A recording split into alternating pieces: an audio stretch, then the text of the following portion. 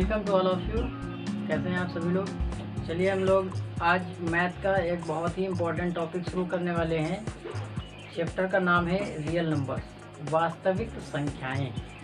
बहुत ही अच्छा चैप्टर है, इंटरेस्टिंग है, नॉलेज के लिए बहुत मज़ेदार, इसमें काफ़ी नॉलेज मिलने वाला है, मज़ेदार चैप्टर है। अब इस चैप्टर के अंतर्गत आप नंबर्स के बारे में जानने वाले हैं। नंबर्स में भी बहुत सारी जो है साइंस होती है। नंबर्स का अपना एक अलग कॉन्सेप्ट होता है जो कि हम यहाँ पे सीखने जा रहे हैं। नंबर्स, कोई नंबर एग्जिस्ट करता है, उसका अस्तित्व है कि नहीं है ये पता लगाना, नंबर किस टाइप का है उसका नेचर पता लगाना, तमाम सारी बातें हम नंबर की इस टॉपिक के अंतर्गत सीखेंगे। नंबर की प्रॉपर्टी सीखने के लिए हमें कुछ थ्योरम्स, कुछ प्रमेय, कुछ हमें स्टेप्स जानने होते हैं।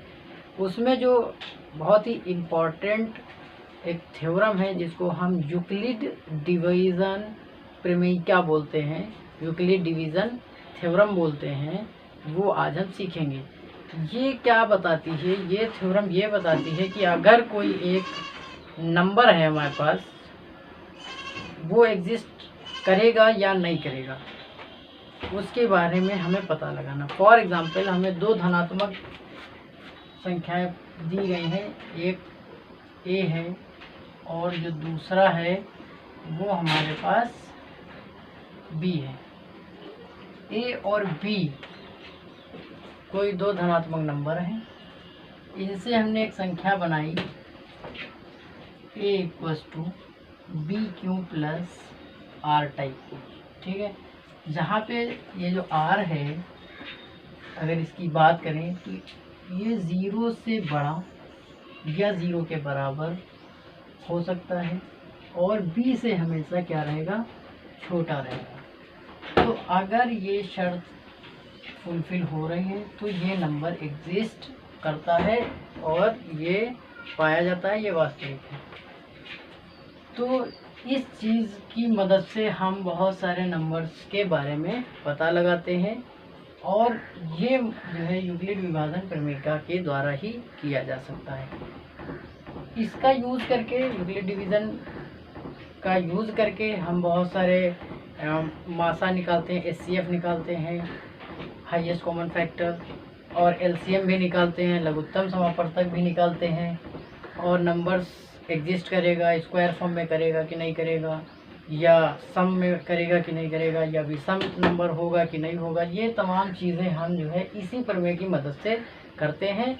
और इसमें जो ये चीज़ें दी गई हैं, ये कुछ टर्म्स हैं, जैसे ए है, ए का अर्थ होता है वो संख्या जिसको आप भाग देने जा रहे हैं, भाज्य,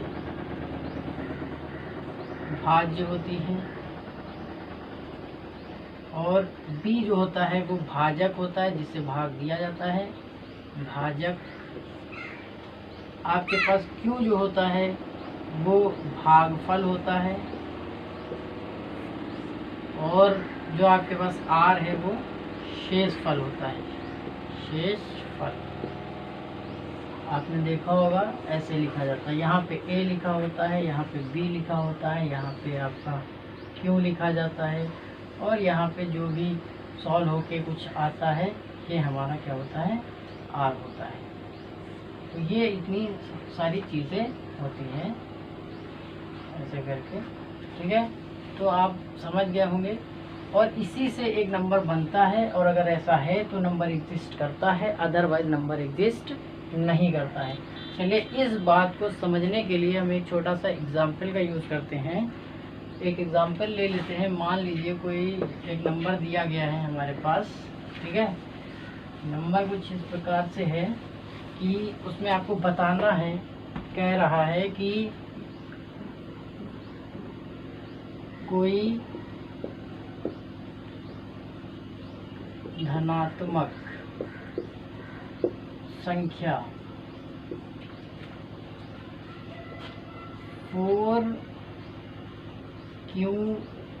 प्लस 2 के पदों की हो सकती है, के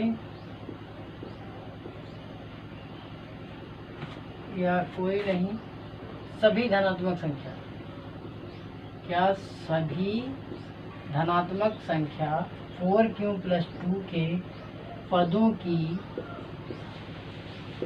हो सकती है?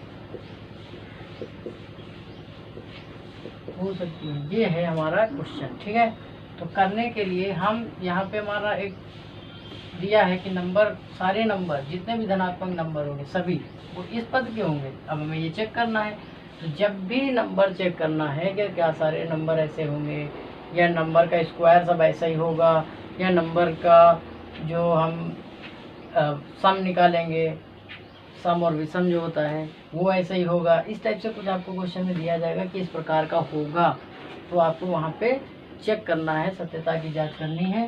तो हम इस काम को यूक्लिड विभाजन प्रमेय से करेंगे। ठीक है, तो यूक्लिड प्रमेय का यूज करके, यूक्लिड विभाजन प्रमेय से हम जानते हैं कोई भी जो नंबर होता है वो a b/q प्लस r के पदों का होता है और r का मान 0 होता है या 0 से बड़ा होता है, और लेकिन b से क्या होता है, छोटा होता है। अब अगर हम मैच करें तो हमें b का मान यहाँ से मिल गया, b क्योंकि आगे जो लिखा है वो b होता है, 4 है, तो जाहिर सी बात है r का मान जो होगा वो 0 से बड़ा होगा और b से छोटा, b का मतलब 4 से छोटा होगा। तो क्या नंबर निकल के आए, हम कह सकते हैं r के मान 0 भी हो सकता है, 1 भी हो सकता है, 2 भी हो सकता है, 3 भी हो सकता है, 4 नहीं हो सकता क्योंकि 4 से छोटा होना चाहिए नंबर, और 4 से छोटा जो पूर्णांक होता है वो क्या होता है, 3 होता है। तो इसका मतलब ये नंबर क्या क्या हो सकता है, a की जो वैल्यू है वो जब r की वैल्यू 0 रख देंगे, b की वैल्यू 4 रखेंगे, b 4 है, r एक बार 0 एक बार 1 एक बार 2 लेंगे, तो b 4 क्यों हो जाएगा दूसरा नंबर, 4q + 1 हो जाएगा तीसरा नंबर, 4q + 2 हो जाएगा तीसरा नंबर, नेक्स्ट नंबर 4q + 3 हो जाएगा। तो नंबर इस टाइप के आ रहे हैं, सारे नंबर 4q + 2 के फॉर्म पे नहीं आ रहे हैं, 4q + 2 के जैसे सारे नंबर नहीं, ये +3 है, ये +1 है, यहाँ तो 0 है ना। तो यहाँ से एक रिजल्ट निकल के आया कि नहीं, सारे नंबर जितने भी धनात्मक संख्याएं हैं वो 4q + 2 के जैसे नहीं हो सकते हैं। ये यहाँ पे क्वेश्चन आपसे पूछा गया था। आई होप सभी को समझ में आ गया होगा। ऐसे ही पूछ सकता है कि क्या हर एक धनात्मक पूर्णांक का स्क्वायर ऐसा हो सकता है, क्यूब ऐसा हो सकता है, सारे सम संख्याएं ऐसी हो सकती। तो उस टाइप के जितने क्वेश्चन हैं वो आपको इसी तरीके से लगाने हैं और अच्छे से लग जाएंगे और सभी को समझ में आ गया है। अगर किसी को अभी भी इसमें कुछ डाउट है तो वो नीचे कमेंट करे, मैं इसको 1-2 एग्जाम्पल और लेकर के आगे बता दूँगा।